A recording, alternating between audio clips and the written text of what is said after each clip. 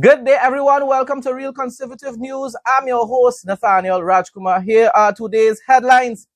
A state of emergency detainee threatens constitutional action against the Review Tribunal and the Attorney General. That man, boy. Once a PNM, always a PNM, it seems, Yeah, boy. Yeah. Anyhow, claiming he's been unlawfully denied state-appointed legal counsel while held under a preventive detention order. I don't know why Kamala chose these fellas and them to give them the most powerful positions. Roger Alexander and John Jeremy, of all people who are never UNC all the years, she gave them the most powerful positions in her government. Ridiculous, Kamala. I can't understand that. Bringing disgrace to the name of UNC. It has so many people that were in the UNC for many, many years that you could have given those kind of positions. Donald Trump throws his full backing behind Republican Sarita Comer-Teretti in her high-stakes race to unseat New York Attorney General Letitia James this November. New York Attorney General, the far-left radical, tribal, racist Attorney General Letitia James, who believes she's above the law. Yeah. Thing about it is New Yorkers love those kind of people. They don't like conservatives. They don't like Republicans. They don't like anyone that promotes normal thinking type of ideologies and concepts. Though they like the radical leftist alphabet soup jihadist people to represent them. It's crazy. And in Israel, a top military commander warns that radical settler activity is distracting troops and diverting vital resources away from counter-terrorism operations in Judea and Samaria. I understand that you all want to take back claim of the land which God promised you all, but you have to do it the right way. Leave those in authority to annex the land first, and then you can settle. Don't take the law into your own hands. Details, of course, for all these different topics in the news up next. A 20-year-old man currently held at the Eastern Correctional and Rehabilitation Center under a preventive detention order, PDO, is threatening to launch judicial review and constitutional proceedings against the SoE Review Tribunal and the Attorney General. Kamala, stop it. Stop it. End this SoE now so all this nonsense can stop. More people all these individuals most likely going to win lawsuits in the future, and then the taxpayers have to pay the bill. The detainee Jamali Wilson alleges that he has been unlawfully denied access to legal representation despite clear provisions governing his rights under the emergency powers regulations. In a formal pre-action protocol letter sent by his legal team, Wilson contends that authorities have failed to establish or execute a working mechanism to provide him with state-appointed counsel to challenge his continued detention. The legal dispute centers on paragraph 7.5 of the schedule to the emergency powers regulations, which explicitly empowers the review tribunal to assign a legal representative to any detainee who lacks the financial means to hire private counsel. You're listening? It was responsibility of the tribunal to provide him with legal counsel. And when people say, well, what happened to the Hadiths had money to be able to hire lawyers for themselves. Now, most likely his family had to come up with money, borrow money or something, to still end up hiring legal representation to be able to file this pre-action protocol letter. Sada, according to court documents, after Wilson's family requested an urgent review and indicated they could not afford private legal representation, tribunal officials instructed them to apply to the Legal Aid and Advisory Authority instead. In other words, you're on your own. We ain't doing nothing for all you. Wilson's attorney argues that by redirecting the family rather than exercising its own statutory power to assign counsel, the tribunal unlawfully evaded its legal duties. Prime Minister, are you listening?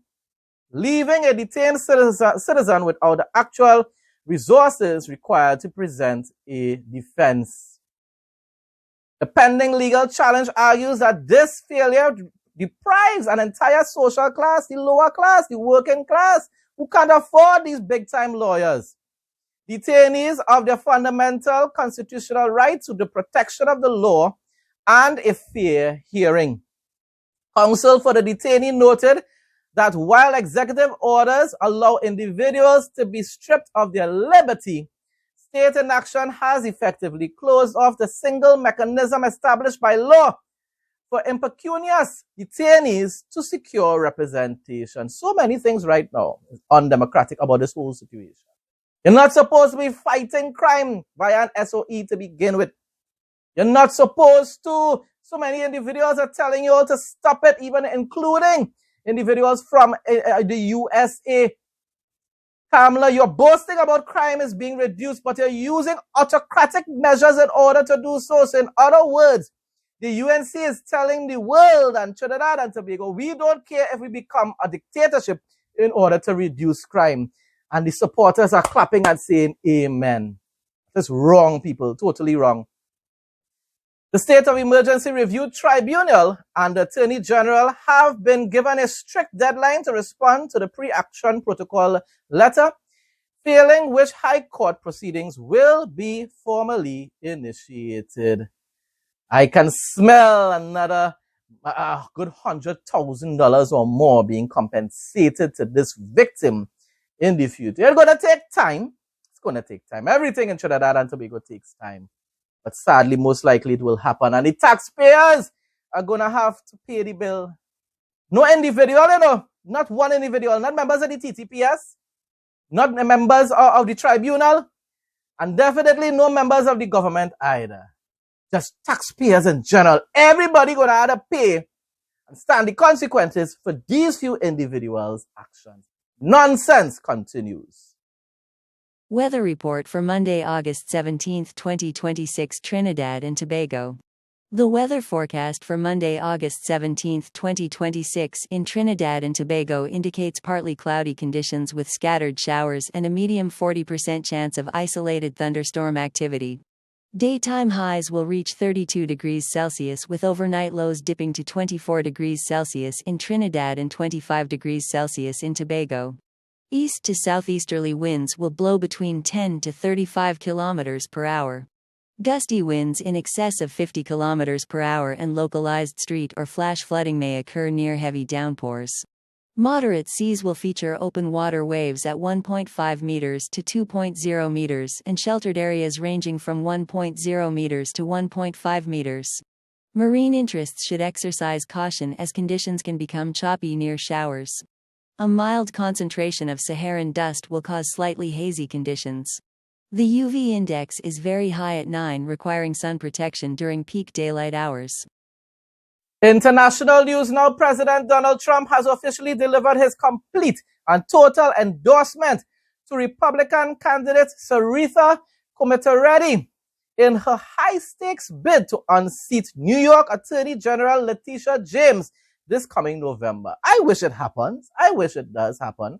But New Yorkers seem as though they are under the Democrat spell forever until Jesus returns.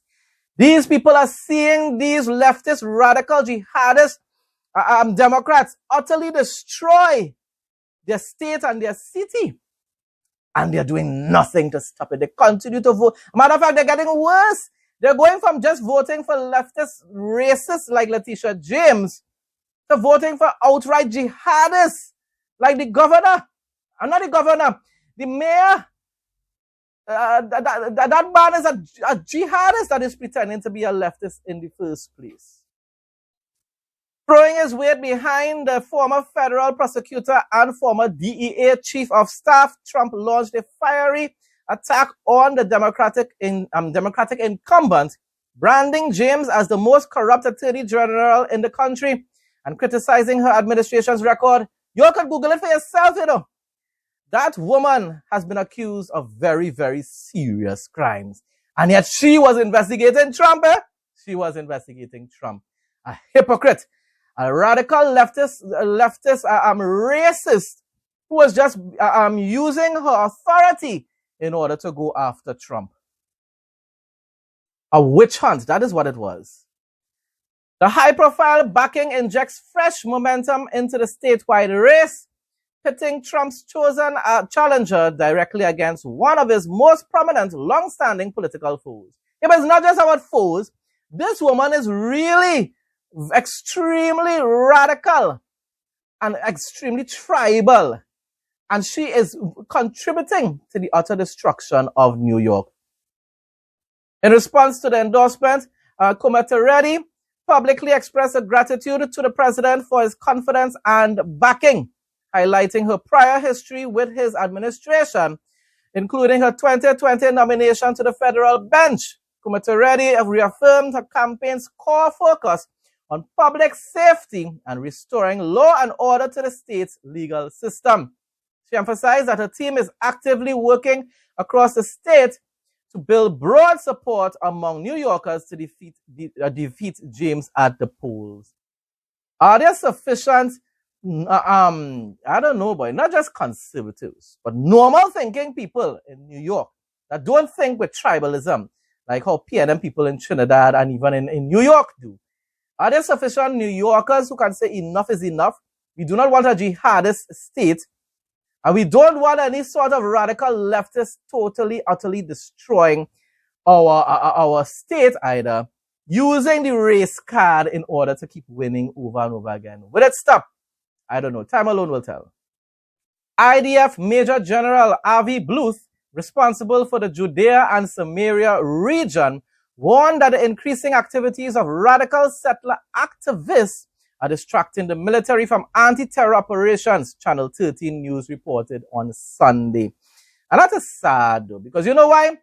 It's just going to give the radical leftist jihadists and the far-right QAnon Russian Orthodox individuals more types of situations to falsely claim that all Israelis are like that and all Israelis are persecuting Palestinians. No. The vast majority believe in law and order. Christian conservatives like myself agree that all that land belongs to the Jews and belongs to Israel. But you have to do things the legal way. You can't just be going and causing a set of commerce in areas and acting as though you are terrorists just like a lot of the Palestinians. You cannot take the law into your own hand and taking vigilante and doing, in other words, vigilante justice. You have to wait until the government decides to annex those real areas and then give you the authority to purchase land there. You can't just go and settle in an area like that and declare it yours. This is not biblical times, people. We need to abide by the law. And that is what is important. Hopefully at some point in time, maybe just maybe the government under Netanyahu's leadership will annex those areas for Jewish settlers. Because you all can say what you want. That land belongs to them. The Palestinians can continue to reside in those areas as well, but there will never be a Palestinian state. That land does not belong to them. Against the background of recent days-long operations to evacuate an illegal outpost in the village of Qusra, Central Command Chief Bluth said in a recent special security discussion that dealing with a bunch of rioters in Judea and Samaria prevents us from thwarting terrorism at a higher level, according to the report. Exactly. Because you see, these individuals going there and just causing a set of trouble and vandalizing places and probably rioting or whatever. But the terrorists, they go to, the terrorists act at a totally different level, you know. They will go and just stand up in a marketplace and blow up and chant certain names and then consider themselves martyrs. A lot of these times, these individuals, these Jewish settlers would not take that type of extreme measures. So you are preventing the IDF forces from going and actually using their time to pursue these real terrorists. Instead, they have to be trying to be there to be able to maintain law and order, which is really responsibility of the local police officers. Dealing with this group causes us to divert some of the resources intended for the war on terror. He noted, dealing with them prevents us from reaching a higher level of counterterrorism. And as I said before, it will give a lot of these anti-Zionist YouTubers and anti-Semites more material in order to be able to continue to play, pretend as though and portray Israelis as these radical individuals, when it's just a minority doing this utter nonsense. Preventing escalation in Judea and Samaria is currently a top security interest, and so is strengthening the settlements, IDF Chief of Staff Lieutenant General Eyal Zamir said at the same meeting. We want to focus the existing order of battle on fighting Palestinian terrorism, what people are accustomed to, but which most people in the world deny. Unfortunately, the forces on the ground are being drawn into dealing with incidents of nationalist crime. Stop it! You're shining a bad light on your own country. Do things the right way. Abide by the laws of your nation. Allow the authorities to take action. Listen to this carefully, this is a minority that does not represent the settlement movement, but a minority that draws too much attention instead of dealing with thwarting terrorism. And that is the minority which these YouTubers and mainstream media will use to portray Israel as some kind of radical terrorist nation, while ignoring all the evil that is actually perpetrated by the actual terrorist groups amongst the Palestinian population. A sad time, I'm telling you, is really a sad time we are living in. Psalm 37, 17-20. The power of the wicked will be broken, but the Lord upholds the righteous. The blameless spend their days under the Lord's care, and their inheritance will endure forever. In times of disaster they will not wither, and in days of famine they will enjoy plenty. But the wicked will perish, though the Lord's enemies are like the glory of the fields, they will be consumed and vanish like smoke. Folks, that brings us to the end of today's news report. Thanks again to everyone who continues to support my content. Please like, comment, share, and subscribe. Stay blessed and stay safe most of all. In Jesus' name.